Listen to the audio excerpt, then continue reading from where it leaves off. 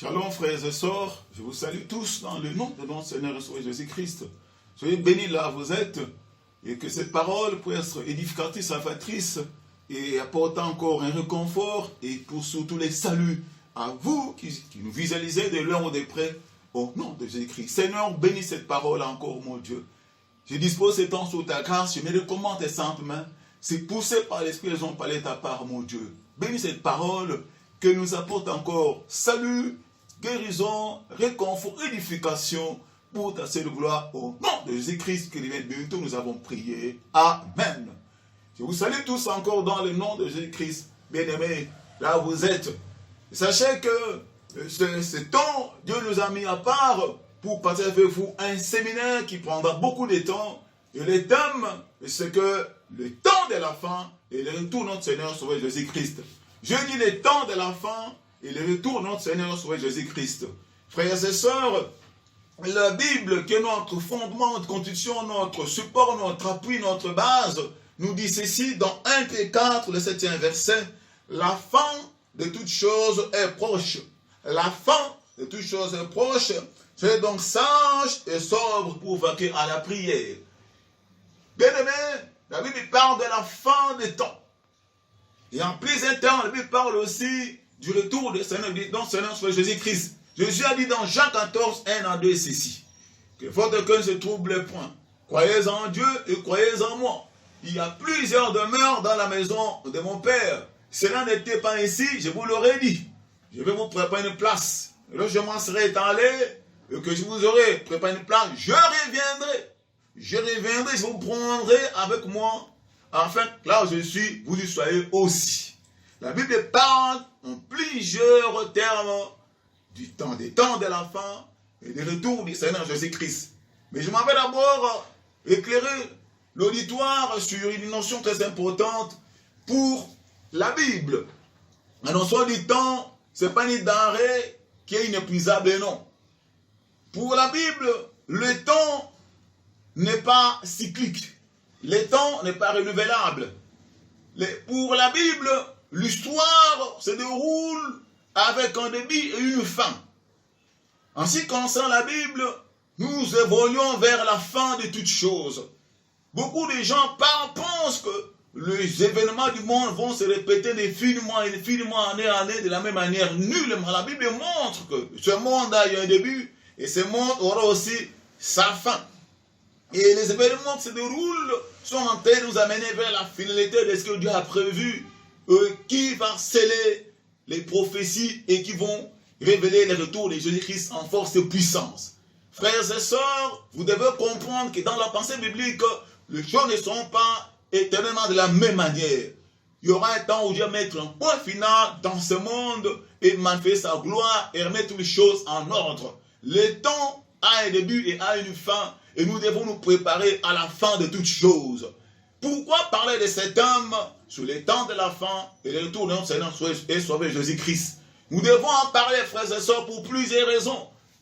Frères et sœurs, la première raison, c'est parce que la Bible en parle. La Bible parle, comme j'ai dit, long en large sur les temps de la fin et le retour de Jésus-Christ. Si vous regardez la Bible depuis l'Ancien Testament, il y a des livres entiers qui parlent en long en large sur les temps de la fin et le retour du Messie. Vous avez les gros livres apocalyptiques comme le livre de Daniel, le livre de Zacharie, parlent en détail sur l'événement des temps de la fin du monde. Et vous avez aussi des chapitres entiers sur l'Ésaïe et tant d'autres qui vous parlent sur les temps de la fin et sur la fin du monde. Dans le Nouveau Testament, n'en parlons pas. Il y a beaucoup de livres qui parlent en long en large sur les temps de l'enfant et le retour de Jésus-Christ. Frères et sœurs, si vous regardez des livres comme l'Apocalypse, tout parle sur les événements des temps de la fin. Et nous disons en termes théologiques l'eschatologie. Quand on parle de l'eschatologie, on voit les événements des temps de la fin. Eschaton, temps de la fin, leur grosse étude. Mais ce qui est important de savoir qu'il y a des livres entiers. Et les livres comme 1 Thessaloniciens, 2 Thessaloniciens parlent en long en large sur le temps de l'enfant et le retour de Jésus-Christ. Il y a des chapitres entiers de Matthieu, Matthieu 24, 25, des chapitres entiers de Luc 21, Luc 17, et tant d'autres, Marc 13. Jésus en a parlé de long en long et en large. Il est important que nous puissions en parler. J'aimerais vous rappeler une histoire très importante. La Bible parle, en ce qui concerne le Nouveau Testament, 2 fois seulement sur le mot chrétien. Oui, oui. Le mot chrétien ne revient que 2 fois dans la Bible et dans le Nouveau Testament. La Bible parle 9 fois environ sur la nouvelle essence. Et le Nouveau Testament parle une vingtaine de fois sur le baptême. Mais sur le tour de Christ, le Nouveau Testament en parle plus de 300 fois. C'est un terme qui est présent, omniprésent, dans presque chaque coin de la Bible, surtout dans le Nouveau Testament. C'est vraiment la terminologie qui peut-être nous échappe. Vous allez voir ici, on va parler de l'avènement du Seigneur, du jour du Seigneur, du jour grand et glorieux, du retour du Seigneur Jésus-Christ. Tout cela nous renvoie sur son retour en force dans ce monde. Frères et sœurs, nous devons en parler, la Bible en parle. Et la Bible est le fondement de notre foi. Notre autorité matière de foi de conduite, c'est la parole de Dieu. Sur la Bible en parle, nous devons en parler aussi avec force et puissance. Et dans la Bible, c'est une doctrine fondamentale. Il faut que les chrétiens en soient totalement éclairés. Frères et sœurs, nous devons aussi parler sur le retour de Christ et les temps de la fin. Pourquoi? C'est une question d'actualité. C'est l'heure. C'est le moment. Nous sommes en plein dans les événements qui corroborent l'avènement de Christ. Nous sommes en plein dans le déroulement des signes précurseurs de son retour. Nous sommes en plein dans la manifestation des signes avant-coureurs de l'avènement de Jésus-Christ. Et nous vivons des pandémies ici et là. Nous vivons des famines ici et là, des guerres troubles, des séductions de toutes catégories. Nous vivons des événements qui disent à mentionner en long en large, qui prédisent et qui sont les signes avant-coureurs de son avènement, de son retour. Il y a des phénomènes que nous sommes vivre dans le monde entier qui étonnent. Mes frères et sœurs, la Bible en a déjà parlé. Et nous devons actuellement en parler. Pourquoi? Parce que nous sommes en pleine actualité des événements, des temps de la fin et du retour de Christ. Mais aussi, Dieu attend une attitude responsable. Oui, Dieu attend l'Église une attitude responsable face aux événements qui se déroulent maintenant. Beaucoup sont dans la distraction, dans l'impréparation, dans la nonchalance, dans dans le sommeil. Beaucoup vivent, bien aimés, dans la distraction. Alors que ces événements, tous les phénomènes qui se déroulent sont des signes annonciateurs. Les messages que Dieu nous donne pour ceux qui ont l'intelligence pour déceler comment se comporter dans ces temps et préparer le retour de Christ. Il faut qu'on parle, parlons à l'art sur ce thème, le temps de la fin et le retour de Christ. En troisième lieu, pourquoi? Parce que, frères et sœurs, c'est l'espérance de l'Église. L'Église espère le retour de Christ depuis sa venue, depuis sa résurrection et son ascension au ciel. Il a promis qu'il reviendra nous prendre. Son retour est une délivrance pour nous, Église. Nous sommes dans l'attente confiante du retour de Christ. C'est l'espérance de l'Église. La Bible dit dans 1 Corinthiens 15, les versets 19. Si c'est pour seulement ces choses que nous espérons en Christ, nous sommes plus meilleurs de tous les hommes. L'Église espère au retour de son Seigneur, de son Sauveur, de son Fondateur. Dans les religions du monde, il n'y a pas de religion qui parle du retour du Fondateur, sauf le christianisme.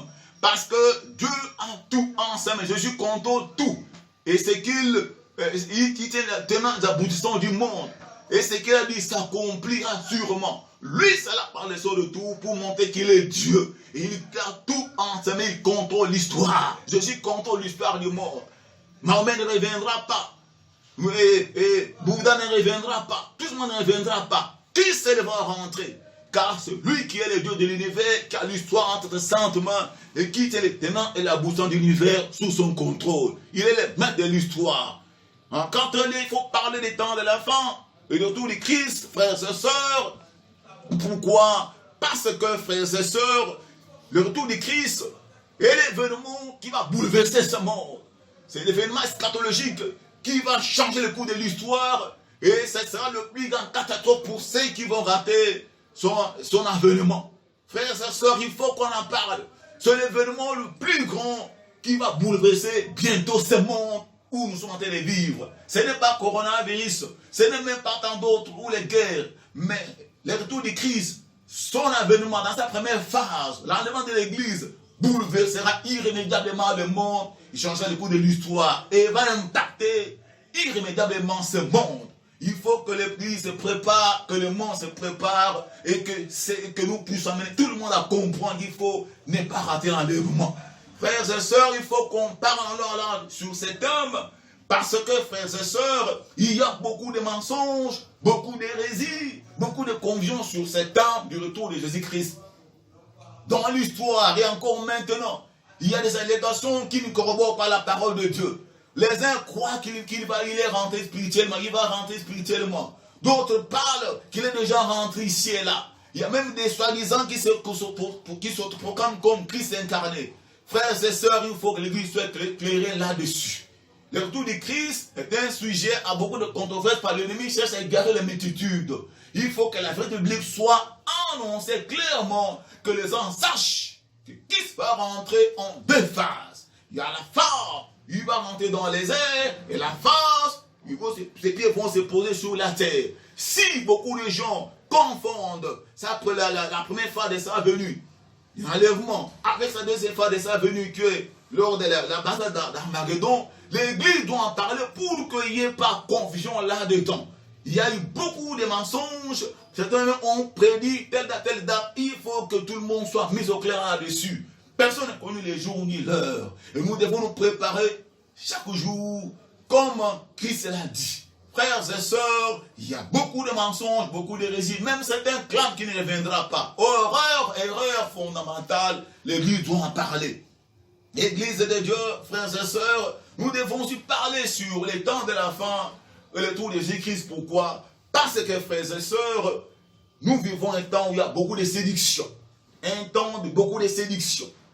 L'ennemi a insufflé beaucoup d'hérésie, beaucoup de perversions, beaucoup de séductions subtiles pour élever les gens de la parole de Dieu. Il y a beaucoup de séductions sur tous les plans dans ces temps de la fin.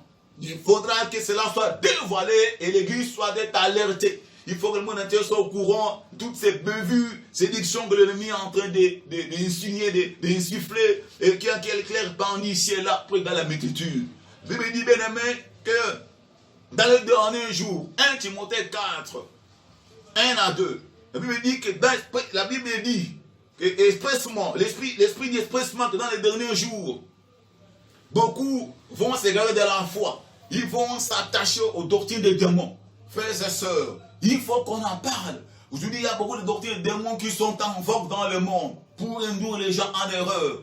La Bible dit dans 2 Timothée 3, 1 à 2, clairement que les temps de la fête sont des temps difficiles. Et nous devons comprendre quelles sont les hérésies, quelles sont les séductions, quels sont les égarements qui sont en gestation, qui sont en train de se répandre. Nous devons leur profiter, éclairer bibliquement l'auditoire pour le salut de ceux qui attendent Christ de pied ferme dans la fidélité. Frères et sœurs, les temps de la fin, nous en sommes déjà. Depuis la Pentecôte, maintenant nous sommes dans les derniers jours. Il ne faut pas qu'on se leurre. Christ est à la porte. Beaucoup d'événements qui jalonnent le monde aujourd'hui, des phénomènes qui sont en train de bouleverser le monde, sont des signes annonciateurs de sa venue imminente. Il est déjà à la porte. Nous devons parler de son retour parce qu'il est en train de revenir. Nous devons parler de son retour parce qu'il est en train de revenir, afin que maintenant nous serons prêts pour son avènement, être en lien avec lui. Nous n'attendons pas l'Armageddon, nous, Église, sachez-le. Nous attendons son enlèvement, son avènement, l'enlèvement de l'Église. Christ viendra nous prendre pour aller fêter avec lui. Or, c'est le venir régner 1000 ans avec lui. Maintenant, frères et sœurs, qui doit faire partie qui fera partie des gens qui doivent être enlevés? Si nous ne sommes pas des vierges qui attendent avec fidélité, si nous ne sommes pas des vierges qui ne sont sages, nous risquons d'être des vierges folles et rater son avènement. Soyez bénis et suivez les enseignements chaque jour dans notre ligne Facebook ou dans nos réseaux. Que Dieu vous garde et surtout, soyons prêts pour le tour de notre Sauveur et Seigneur Jésus-Christ. Soyez bénis encore au nom de Jésus-Christ. Il existe, il est là, il est capable. Si tu crois que tu es capable,